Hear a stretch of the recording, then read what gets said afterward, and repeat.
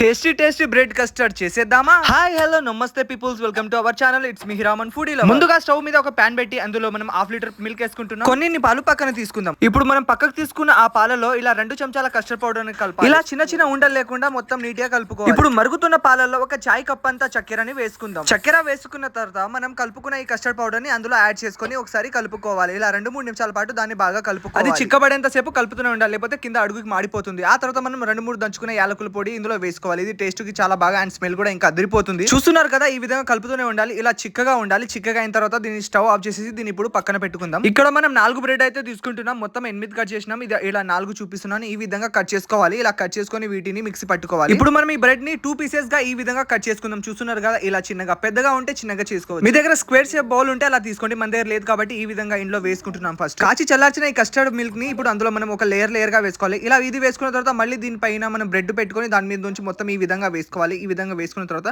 మనం వీటి ఎడ్జ్కి వచ్చింది కట్ చేసుకున్నాం కదా, వీటిని పై నుంచి డెకరేషన్ గా చల్లుకోవాలి. ముందుగా అదే విధంగా 4-5 కాజు, బాదం, పిస్తాని ఇలా చిన్న ముక్కలుగా కట్ చేసి వీటిపైన డెకరేషన్ గా పైన వేసుకోవాలి. చూడడానికి చాలా బాగుంటుంది, ఇంకా తినడానికి అయితే ఇంకా బాగుంటుంది. మనమైతే ఎప్పటి నుంచో చేయాలనుకుంటున్నాం ఈ కస్టర్డ్ బ్రెడ్ ని. ఈ రోజు అయితే చేసాం. ఇలా పూర్తిగా డెకరేషన్ అయిన తర్వాత గంట లేదా 2 గంటల పాటు ఫ్రిడ్జ్ లో పెట్టుకుని ఆ తర్వాత టేస్ట్ చేద్దాం. గాయ్స్, టేస్ట్ మాత్రం అదిరిపోయింది, నిజంగా చెప్తున్నాను. ఈ వీడియో కనుక మీకు నచ్చినట్లయితే లైక్ చేయండి, షేర్ చేయండి, సబ్స్క్రైబ్ చేసుకోండి. Thank you for watching.